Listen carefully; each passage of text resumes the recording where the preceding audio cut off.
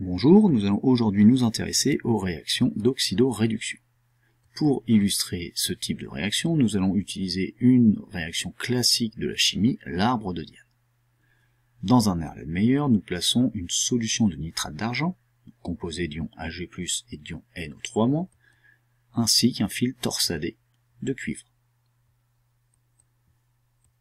Cette transformation se fait sur une durée relativement longue, donc nous avons accéléré la vidéo et nous allons observer différentes choses.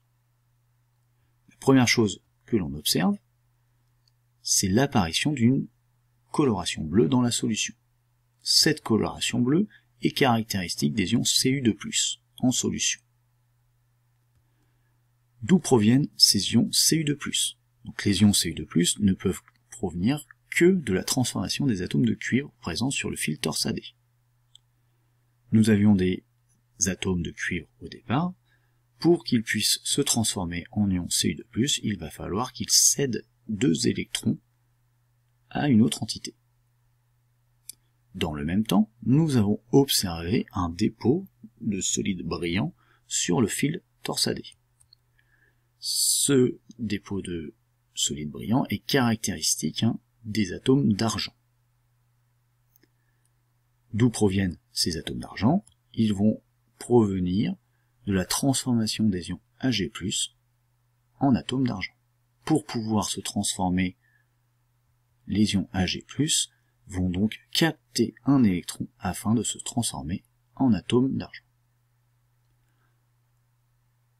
Afin de comprendre ces deux observations, nous allons donc interpréter cela grâce à des petits schémas. Donc nous réalisons un zoom sur la matière au niveau microscopique. Donc nous avons ici le fil torsadé et de ce côté nous avons la solution de nitrate d'argent. Les ions NO3-, donc les ions nitrates, ne sont pas représentés car ce sont des ions spectateurs. Dans une solution, les ions sont en mouvement. À un instant donné, il y aura présence de 2 ions Ag+ au contact d'un atome de cuivre. Sur ces 2 ions Ag+, nous avons représenté un petit espace libre, en gris ici, qui signifie qu'il peut capter des ions Ag+. Sur l'atome de cuivre, nous n'avons représenté que 2 électrons, les 2 électrons qu'il est susceptible de céder. À un instant donné, ces 2 électrons du cuivre vont être transférés aux 2 ions Ag+. C'est-à-dire que l'atome de cuivre, qui vient de perdre 2 électrons, s'est transformé en ion Cu2+. Ces ions Cu2+ vont se retrouver en solution et vont donner la coloration bleue caractéristique des ions Cu2+. Dans le même temps, chaque ion Ag+ a récupéré un atome, et donc chaque ion s'est transformé en atome Ag. Ces atomes Ag vont rester fixés sur le fil torsadé, et on pourra observer le dépôt d'atomes d'argent. Récapitulons. Nous avions un atome de cuivre qui a cédé 2 électrons pour se transformer en ion Cu2+. L'atome de cuivre a cédé des électrons, il sera défini comme réducteur. Toute espèce chimique qui cède des électrons à une autre espèce chimique sera dite réducteur. Dans le même temps, Ag+ a capté un électron pour se transformer en atome d'argent. Les ions Ag+, donc ils ont capté un électron chacun, ils seront donc définis comme des oxydants.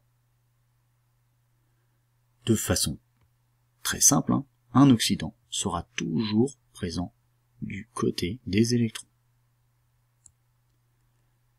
Afin de déterminer l'équation globale, l'équation bilan de cette réaction, nous plaçons les 2 réactifs de chaque côté de la flèche à gauche, et nous sommons ces deux demi-équations. Le cuivre plus 2 ions argent vont donner un ion Cu2+, et 2 atomes d'argent. D'une façon générale, nous avons dit que le cuivre était un réducteur. Le réducteur va se transformer en l'oxydant conjugué, en cédant certains électrons, un certain nombre d'électrons. Dans le même temps, l'oxydant Ag+, a capté un électron pour se transformer en réducteur. Une transformation d'oxydoréduction va être le transfert direct entre un réducteur et un oxydant. Et les espèces chimiques qui vont se former vont être les espèces conjuguées de ces deux premières espèces.